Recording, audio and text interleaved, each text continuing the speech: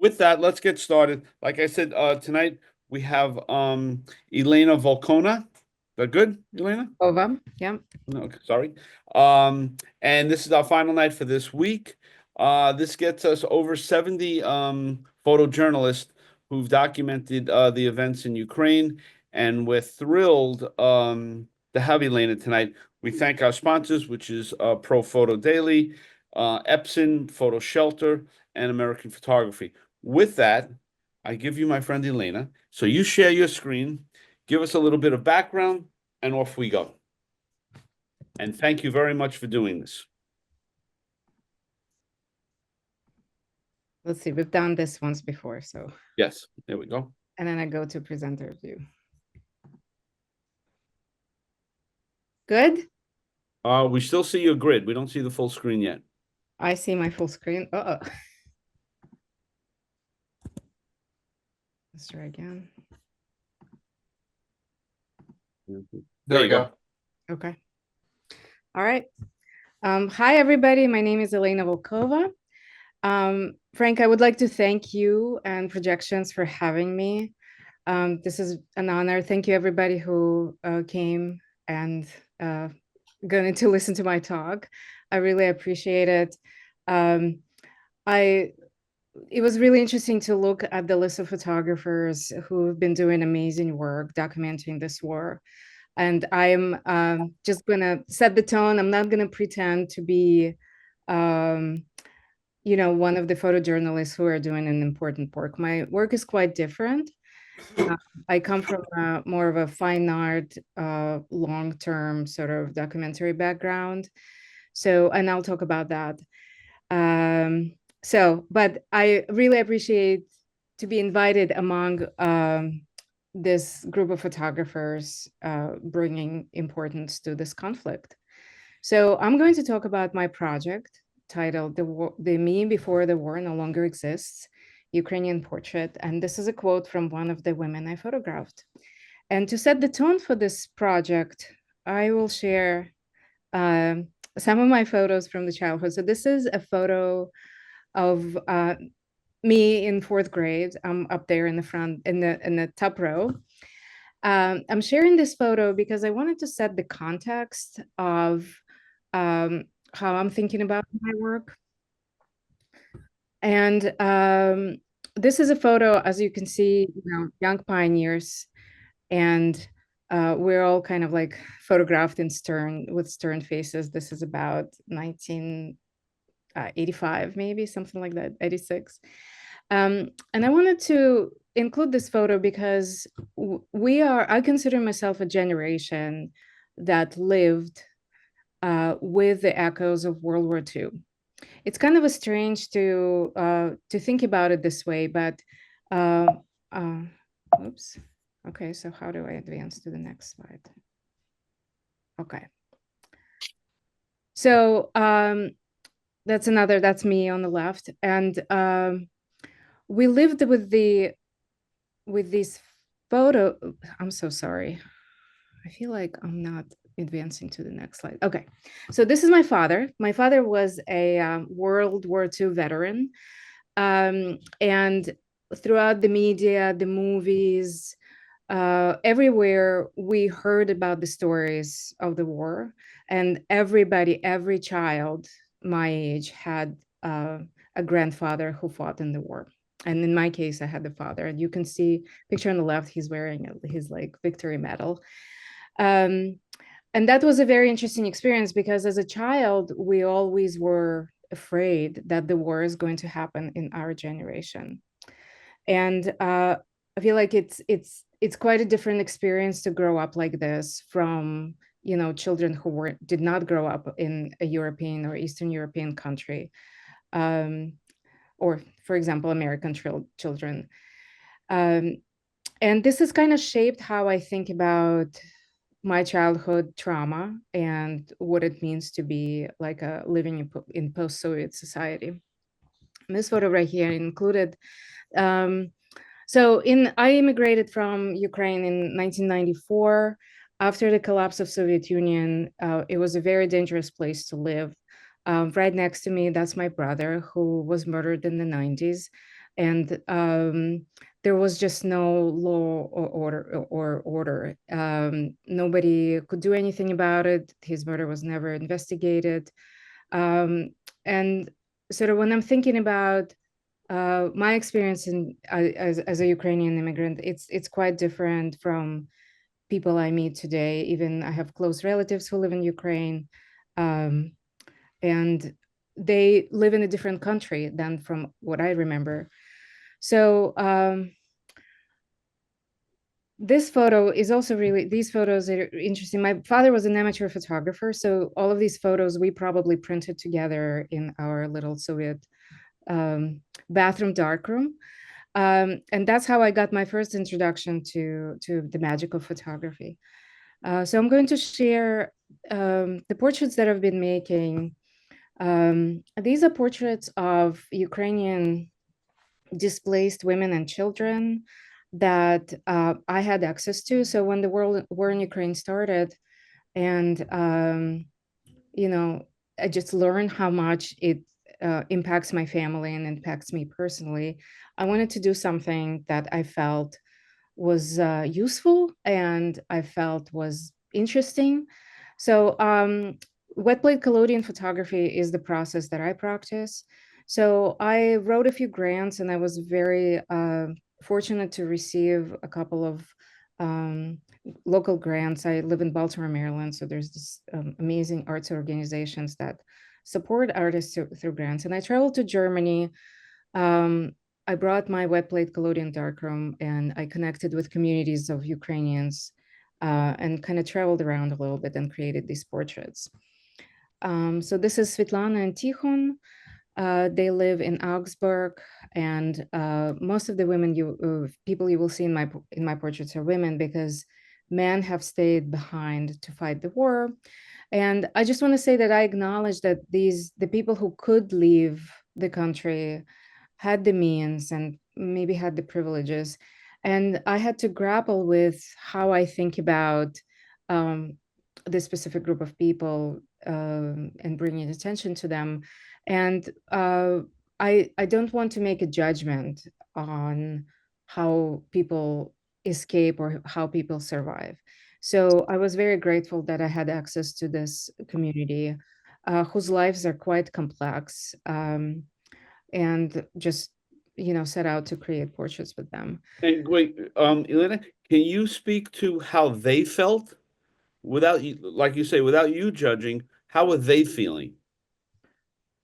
Well, the interesting theme throughout all of my experiences was a sense of floating and sense of being uplifted, uprooted. None of them were happy that they were living in like one of the most successful countries in Europe. Most of their experiences were they just wanted to go home. Okay, so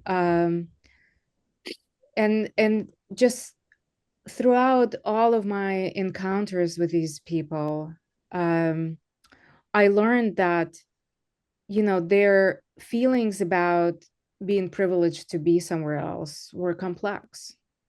You know, and they missed their man and they missed their home country, which they loved dearly. And that was one of the things that was interesting to me because I have a completely different relationship to Ukraine because of my childhood and when I left and how my sort of youth was shaped by the place I lived. And they had completely different experience. And we discussed, I consider this project to be a social practice project. That means the authorship of the photos is shared with the participants, and we create images together, we collaborate, and we talk about how we're going to make these portraits and what is the sense of healing that we can bring into this process together. And when you use the word privilege, meaning that they had the money, the means, the cars to get out. Exactly, yes. Okay. Yeah. So I'm going to say a few words about wet plate collodion process is a 19th century process. It was invented in 1850s. It was one of the first processes where all sorts of people were photographed. So if you think about um, the processes that came before, such as the daguerreotype.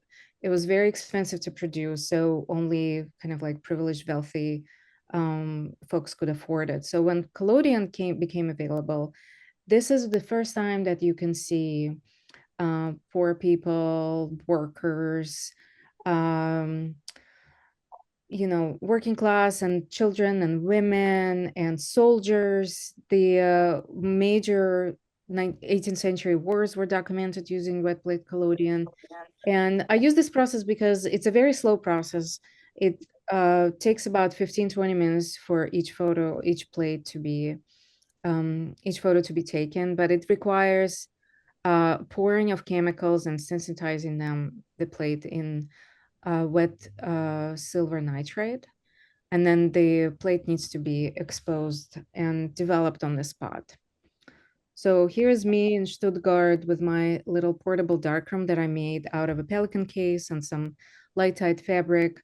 I just, come and set up in the park and make appointments with people to come, and then we go from there. I like working openly and freely, and not have like preconceived ideas what kind of images I'm going to create. So each plate is 4 by 5 inches in size. So you can see one, I'm holding one on the left. Um, and here are some field photos. And when I arrived to Germany, I had to connect with a German wet plate aficionado, Stefan Schubert. And I traveled to Bavaria to buy chemicals from him because chemicals are quite toxic. You can't bring them with you. Yeah.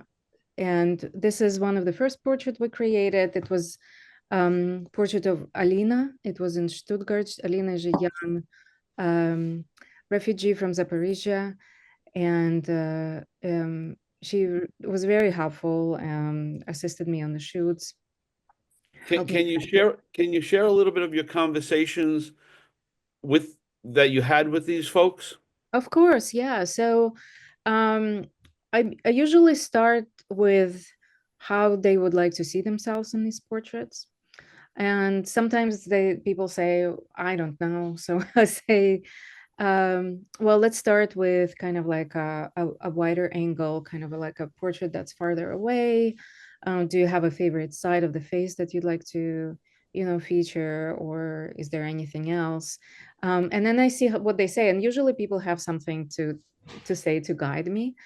Um, or sometimes in this case of Alina, she didn't, and she said, I trust you, I'm open to anything.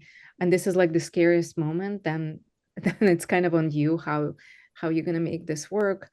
um, so I usually just, see if there's good lighting, 3/4. I don't do anything sort of out of the traditional right away, because my goal is to produce, start with a quality portrait, and then we can open it up and experiment. But at least if the experiment does not happen very well, then we're going to at least end up with a one good portrait. So you can see a lot of artifacts. That's because it was very dry climate. I'm in Baltimore, so it's very, very, very humid here, and I never encountered this problem. Wet plate is a very capricious process. It requires just the right, mixture and humidity and temperature. So any variation creates problems. And I actually really love how there's this another layer of artifacts that is added to sort of emotional qualities of the image when things are not perfect. Um, so this is Dasha, and she has a really interesting. So this is a long exposure. You can see a little bit of movement. Usually, my exposures are between 1 second and 8 seconds. So you'll see some portraits, but they were taken with 8 seconds. So here, she has a really interesting story, and I just love photographing her because she has this timeless face, and she was game for anything. So we experimented a lot and created really interesting portraits, and this was my favorite because it's just so kind of, she's kind of floating in between of this veil. which also exaggerates this idea of being uplifted and being in between. Um, she Dasha has a child with disabilities. Um, she and her family originally came from Dnieper, and they lived in Stuttgart for about a year. And she tried to get um, any sort of therapy for her child, and she couldn't get accommodations. And the answer was that we don't test children for disabilities that young. And she knew that she had to get, uh, you know, services for her child. So she and her sister and her mom, I photographed all of them.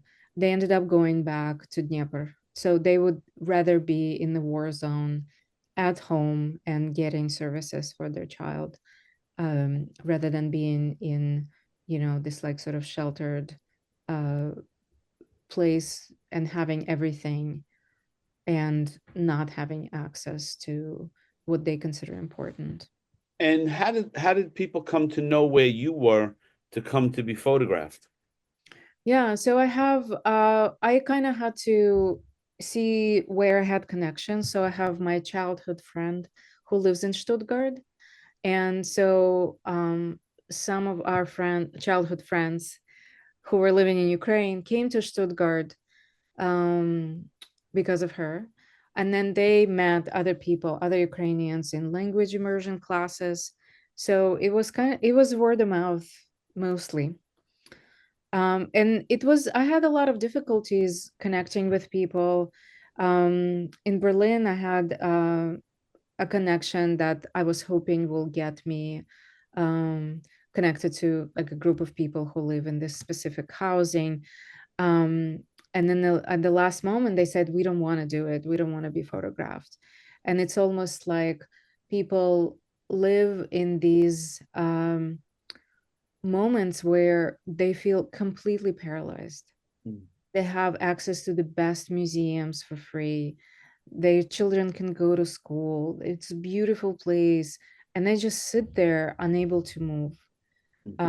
And we have to acknowledge how that reality of being refugees, it's not, like, even in America, we try to provide everything, or like at least make people's lives uh, you know fulfilled with basic needs, and they just miss home. And And what year is this, Elena? this These- is 2023, this is summer of 2023. Okay. And by now, are these folks almost thinking of starting a new life? Like, where are they in context of their life journey? Do they the majority want to go back? Are they starting new? Some of the kids are in school. Like, what are their other dilemmas? So majority wants to go back, and it really depends on the age. So this is Marina. She's from Odessa. She's a photographer and performance artist. She lives in Berlin, and her apartment was destroyed. And I don't think she wants to go back. I mean, she wants to, but I think it's going to be less. I'm sorry, that's a wrong information. Marina's apartment was not destroyed, and she actually visited Ukraine a few times. Um, as she has lived sort of a nomadic life for the even before the war, she traveled a lot. She had really interesting projects, so she's open to the idea of redefining herself and her creative practice in Germany. um, this is Alena. She's in her 20s. I also recorded interviews with these folks, and Oh, wow. Alena wants to stay. And kind of like, in her interview, it was interesting because she talked about how she considers herself a European person. And by her like reclaiming her identity as a European, she resists what Russia wants Ukraine to be. So by living in Berlin, sort of like a European life, she's able to reinvent herself. So, is there any can you qualify the young people think this way, the older people think this way? Is it, can you really separate it out with people's where they're going, what their future looks like? I think it really depends. I would say that uh, people with, you know, deep connections and so I also found like Alena is from Kharkiv and Nina is from Kharkiv. I photographed a few other people. Eva, um, I think she's also from Kharkiv.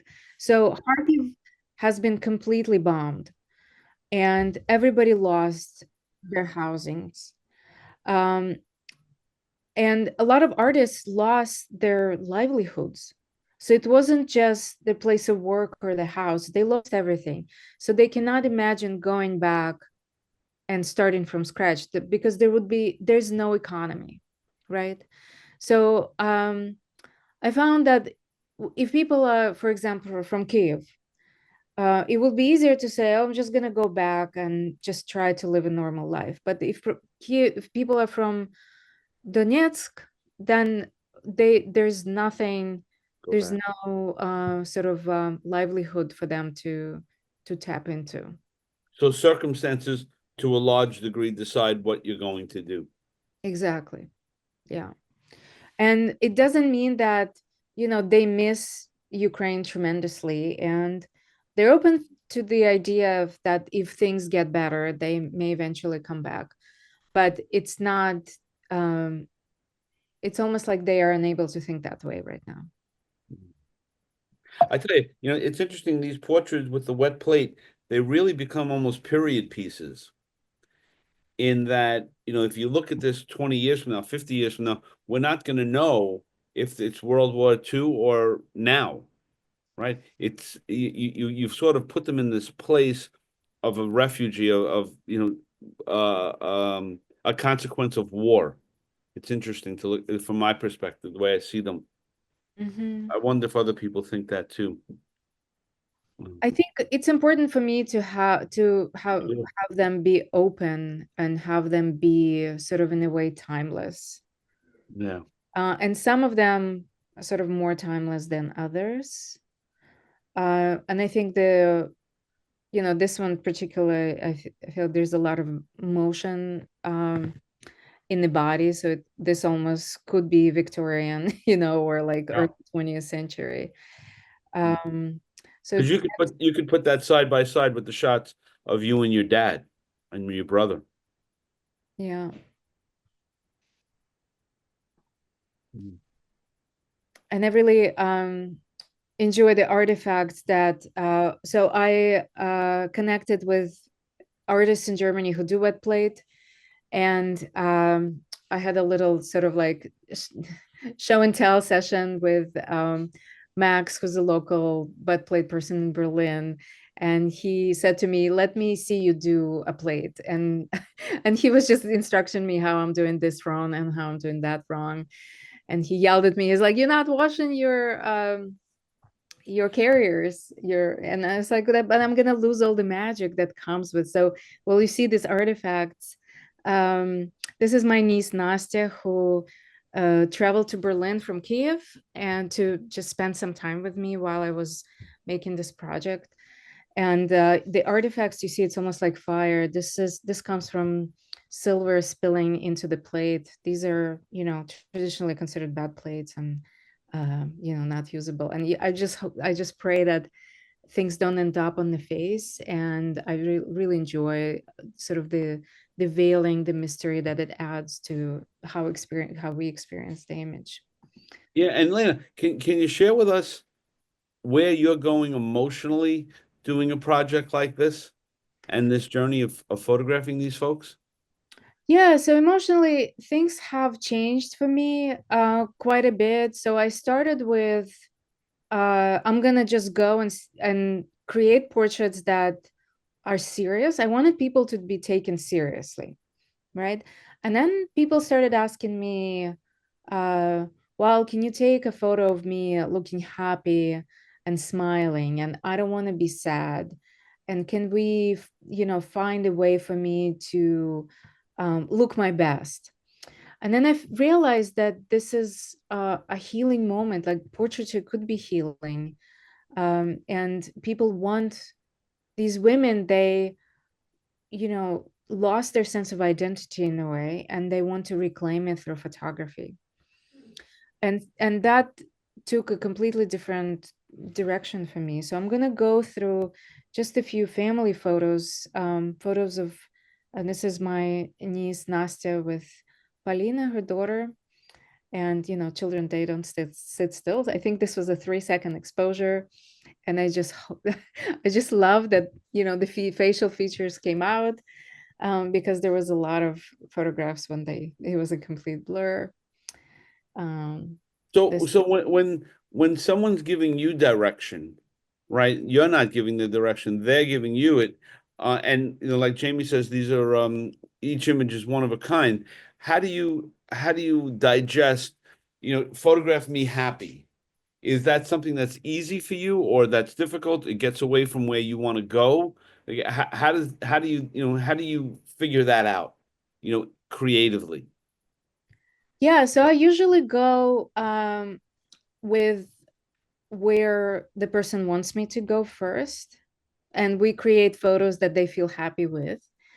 And then we talk about, I share with them other photos I've created, and I said, well, this is a series of photographs, and it probably will be a book eventually. And I would like some sort of a consistency. And here Mm. are the portraits that I've created before, um, where people don't smile or not openly smile. And then we have a discussion. And if I photographed women who said to me, I don't want any sad photos. I just want photos of me smiling, hot, beautiful, sitting on this rock, and that is it. And then I feel like I have to deliver and respect and honor them, and their sense of selves. But I usually create at least 6 to 8 plates, and my goal to have a good one for myself and a good one for the people. Um, So it actually, in some ways, it becomes a collaboration in its purest form, right? Because you're Absolutely. asking them, they're asking you, and now how do we figure this out? Mhm. Yeah, absolutely. It's a collaboration. Is most important to me. Um, is how we show up for each other and how our relationship unfolds in the 2-3 hours we spend together. Um, it's what I love most about my process. And give us a little bit of the interviews that you did with these folks. How was that shot? How long are they? And how does that play into your bigger goal of doing a book? So I shot interviews with, my partner was with me, and he's a filmmaker. So we did interviews in Berlin. We asked people a set of questions about their story, how they see themselves once they have left Ukraine. Do they want to go back to Ukraine? Do they feel empowered, or where they find a sense of empowerment? And that was really interesting. I think maybe some of them will end up as a text in the book. I have some of them I think I have a link to a Vimeo uh, on my website. So if folks want to see it, they can go on my website to the project, and below will be, at the bottom of the page there will be a link to the video interviews. Yeah, maybe Jay Um, could get your website into the chat room so people can have that. Thank you. I also have it as a last slide. Okay. So it was kind of it was difficult to do, and I we did a few, and I feel like it took, in a way, it made something concrete Mm. that was more or less in between, and I wasn't sure if it was adding to the project in a substantial way. And I wanted the depth of the stories to be adding to the project. So I'm still kind of like thinking about it. Every time I think that I've done substantial amount of work, I created over 300 plates. Um, I photographed a lot of people, but I'm thinking, oh, but I still don't know what this project is about. So I'm kind of still figuring it out. That's a great question. Okay. And this family, it was really interesting. They came to Ukraine. They after Soviet Union fell apart, and there was, I think they're from Armenia, um, and they came to Kiev because they wanted more opportunities, and they raised families, and they were, just very happy living their lives. And then the war happened, so somehow all of them were able to escape, and so they showed up in the park, all seven of them, and there is the mom with the children. It was kind of amazing. So was it easier for them being Armenian to get out, as men, that they didn't have to fight? I think I didn't feel that it was appropriate for me to ask those questions, Yeah. so Yeah. I don't know how they got out. You just have to give people the benefit of the doubt. But I just know people are very self-conscious, and I had some women who asked me not to post these photos on, for example, on Facebook, because they didn't want to be seen as these, like, especially images that are uplifting and powerful. They didn't want to be seen as, like, having fun while being refugees, which That of that course is the farthest from the truth. that is really an intense place to find yourself, right? You've left and now you're guilty, feeling guilty about leaving, about starting a new life, and how will my friends perceive me? It's Yeah. that's an interesting place to find yourself, right? Yeah. This is my childhood friend, Marina, and she's now in Austria, but she lived in Düsseldorf. So I came and photographed her and her son and their little dog. And her apartment in Kiev was destroyed. And luckily, she had work, but she constantly, even, she was able to find work in her area of expertise, um but still she had trouble. She has a car, and people were like, no, we're not gonna she would people were like, her boss was reluctant to give her a spot at the garage, because as a refugee you're not supposed to, like, have a car and be able to park in the garage. So all of those, nuances, she achieved quite a success as a, like, a woman living in Ukraine. um, she had a very powerful position, and she had the means to escape. But then like, her narrative didn't fit into the narrative of who the refugees are. So that was a really interesting kind of nuance. It'll Uh, be interesting. It'll be interesting to who writes this story of all these different layers of being a refugee, the guilt, the exhilaration, the escaping, the wanting to go back, the wanting to start new, feeling guilty. Do you know who, sort of, like, we have, at least in my mind, Thomas Friedman is someone that is very well respected for the New York Times. Is there a person who writes in that space for the Ukrainians, that either there or living somewhere else? Maybe Anya knows. It'd just be interesting if who's going to write this history, because it is so complex. yeah, I have ideas for who's gonna write an essay for my book, but if you Okay. have any ideas, if you have any suggestions for me, who I can, like, the narrative or the histories or the criticism I could tap into, I would love that. I would really appreciate it. Yeah, I mean, I know one or two people who are very provocative thinkers, and they may not be famous, but they certainly can share ideas, and certainly some of your colleagues, the Ukrainian photojournalist, and Svet, Svet, right? Yeah. Right, someone like her, can share, I'm sure. So, Yeah. okay. Great. Thank you.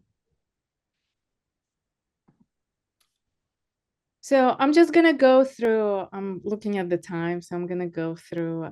So this is also my childhood friend. We went to school together. Has completely reinvented herself. She lives in Augsburg. She learned the language, and that's her personality. She's my age, and things are difficult when you're not 25 anymore. And she just embraced it. She has a son who is a teenager, and um, she is doing the best she can to make a new life for them. And all he wants to do is go back to Ukraine to his friends.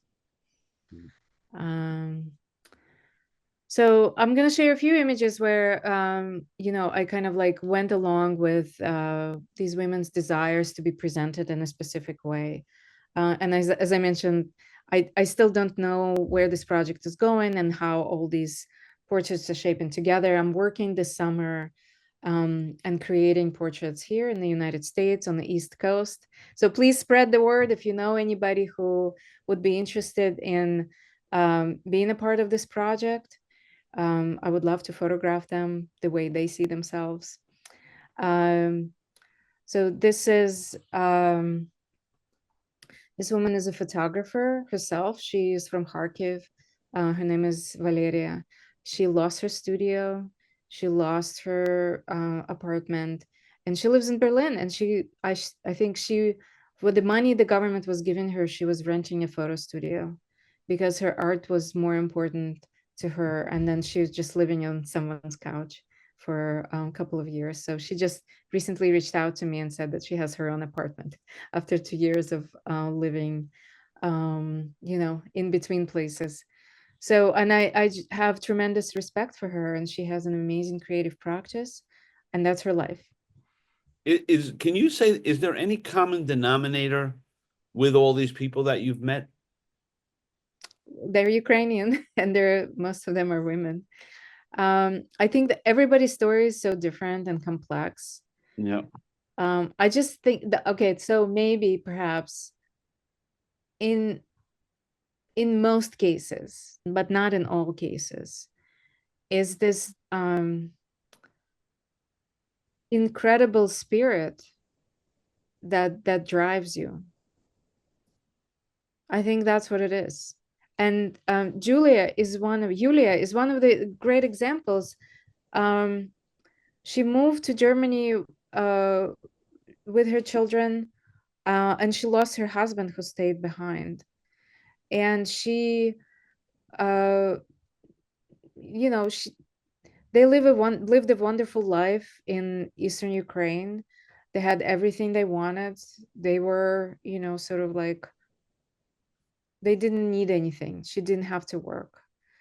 And now her world fell apart. Not only her loved one died, but also she has to start thinking about how she's going to support her children financially, which nothing that she had to think about before. Um, and she was going through intense grief, not only losing her land, her place, but also her love. And she wanted to be photographed in this volume of light falling on her face. And she wanted to be smiling, but not like sort of like an open, cheesy smile, but just slight smile where she could see herself being empowered through this photograph, even though she didn't feel that light and that smile in her life. And that was an incredible, powerful experience to photograph her because um, I felt that an image like this has so much power and so much healing for her. And she's gonna look at it and have like a North Star, have some sort of like a sense of direction in life. Is that for her or is that for her children, do you think? I think that's for her. Yeah. Okay. Yeah. And I think to feel that for her also meant that she could be strong for her children. Mm, beautiful.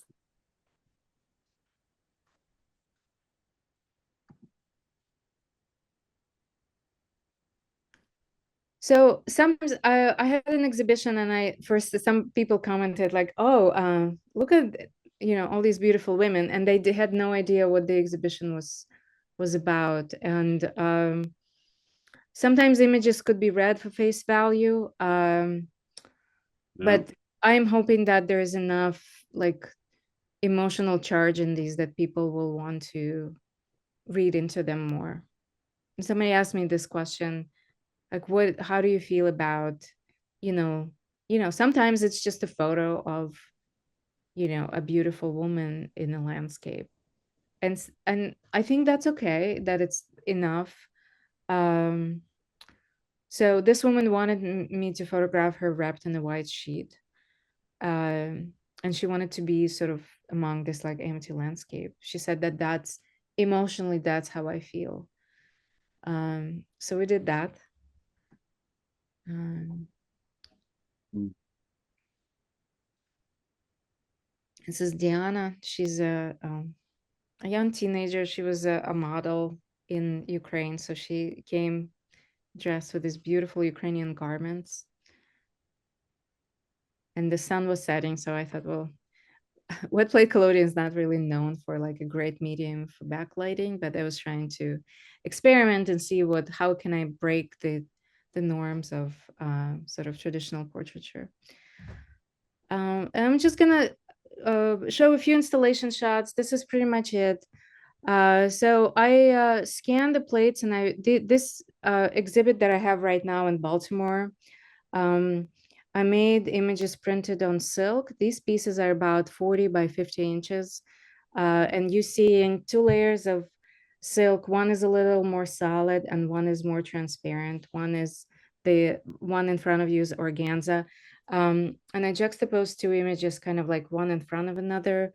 So as you're moving around the space, they kind of move with you. So I wanted to accentuate this ethereal experience of kind of floating and being in between through more sort of installation work. Mm. And where is this? This show is right now is in Connect Collect Gallery. We have a foundation here in Baltimore called Be More Art. It's a platform for artists, and they have a gallery space. So right now I'm in a two-person show with amazing photographer Johnny McCone, and we share this exhibition space. And then I have a few sort of behind the scenes. This is an apartment in Berlin where I did most of the Berlin work. And these are some girls I photographed.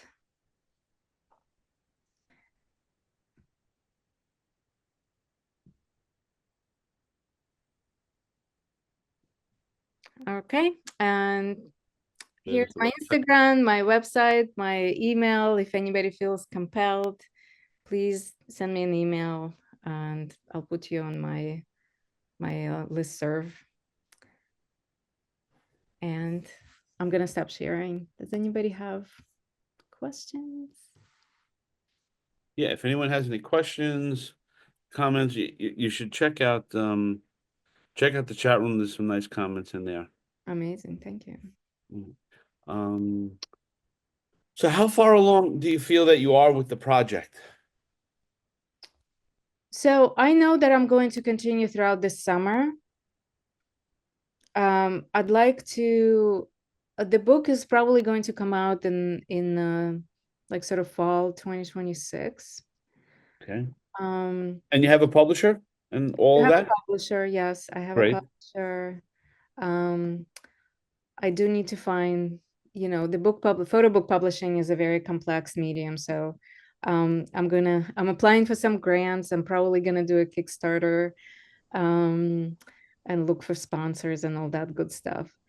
But I'm very excited about doing that because I Yeah, feel like it's a really nice next iteration of the project. yeah, you have to come back and when the book is done and we could do a show on that. Do you use any other formats for shooting? I do, yes. I shoot digital. I also do digital photography, obviously. So I have like maybe 5,000 photographs that I shot was just the digital that I didn't show in here because we would be here forever. It's probably going to make it into the book as well. It's a completely different way of working. It's more immediate. It's fast. I'm able to get to a different place with people I'm photographing through digital. Um, so I feel like they sort of complement each other. Okay. One better than another, or just different? I think they're different. I mean, I think collodion is better because for me, because of how it allows me to engage with people. But sometimes I just can't bring my darkroom into a place. It's just it like physically impossible to do. So, and I shoot plenty of film and all that stuff, but I find I'm so grateful for digital photography. All respect for those who shoot film. Um, I think it allows me to create amazing photos that I want to create instead of thinking about how I have like three exposures left. You know what I mean? So I love shooting digital. I have a great appreciation. It's a completely different process. It's more immediate, more clean. So yeah. So maybe collodion comes first and then digital comes second. Okay. And do you stay in contact with your subjects? Absolutely, yeah. Um, I check up on them. Some of them have, we are friends on Facebook, and sometimes if there are any news and updates, some of them are my close friends. Yeah. So I do reach out. Some people I really developed relationship with. So we chat sometimes. Yeah. And is it something you could do here in the States, or do you feel it's more comfortable to do it in Europe where people are? There's more people there? There are definitely more people in Europe, but I am continuing this project in the States just because it's a very expensive thing to just like Yeah. get up and leave, and I have children, so I can't easily to uplift my life and go somewhere on the whim, as much as I want to. Yeah. So there are people here in like between New York and Washington. I can easily find people, but with these like unpredictable administration, I don't know how long they're going to be here. So I think I'm trying to hurry up and get this project sort of moving this summer, just Mhm. because we don't know what's going to happen. And the subjects, how are they selected?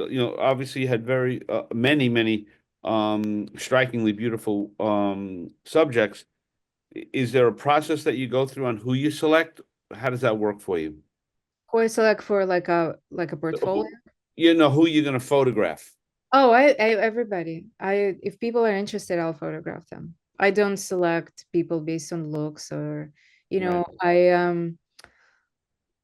I would love to photograph older women. I think older women are more reluctant to be to want to do it. It's it's sad, but I photographed a few women who are just incredibly grateful for the experience. But I also feel like older women don't feel like they like photographers are interested in them. But Mm. I'm very interested in um, you know, So if anyone knows anybody, they can contact you through your email. absolutely, yes, Okay. please. Yeah. There you go. I have a letter of intent that I drafted that um I I I sent to people, like please, if you know anybody who knows anybody, send them this message. I only photographing Ukrainian. I'm photographing you right now for this project. I'm photographing Ukrainian women who have been displaced by this war. By So this. that's what Okay. this project is about. Am I photographing other people like in general? Yes, I photograph a lot of different people. Okay. Yeah. Great. So if you know anybody who just would like a portrait, send them my way. Okay. Okay. There you go. That answers that question. Any other questions from anybody? You can raise your hands. You can put it in the chat room. We can unmute everybody, Jay, and let if anyone has, like I say, any questions, they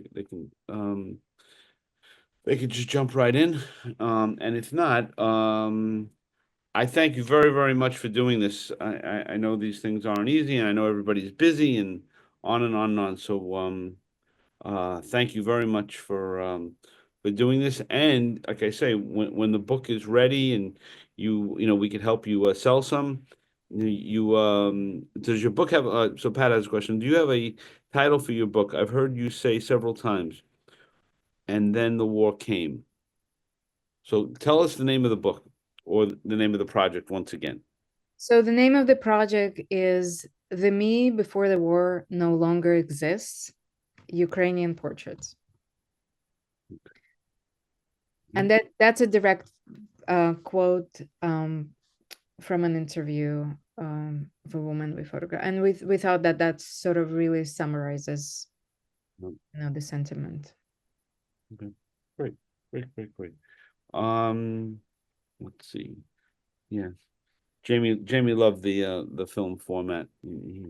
Thank you. He lit up right away, from your first slide. He was right there. So yeah, I thank you and I thank everyone for coming in all week. Some people came in every night, some people a few nights. But we really appreciate it, and we're going to continue to have Ukrainian photographers coming in telling us, all different aspects of the war. We won't waver in our commitment to supplying a platform for all the photojournalists to come back and show us more and on and on and on. So I thank everybody, and we look forward to seeing everyone. And next week we have a another terrific show with someone who's actually on tonight. Stefan Volkona will be presenting his new project. So thank you all. And let's see, we have one more message there. Let's see if that's anything that's important to you. No, that's Patricia thanking you for presenting.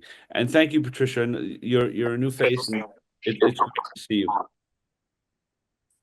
And everybody have a great holiday and Easter, and we'll see you on the radio. Who said that? Next week. Who's the guy who said that? See you on the radio. Come on, Jamie. Michael, you must know that. We're all Oh, too young. no. That's the guy. He was on that NBC show. Oh, Walter I Cronkite, Frank? no. See you on the radio. Charles Osgood. Charles Osgood used to say I that. have no idea who that is. Osgood Files. There you go. That's it. Yeah. Yeah, that's Charles Osgood used to see you on the. I think he's passed away. I'm not sure, but I think so. So anyway, thank you all for coming. I appreciate, Jay and I really do appreciate you guys coming in all the time and, supporting us and, being there. And like I say, everyone have a great holiday and thanks.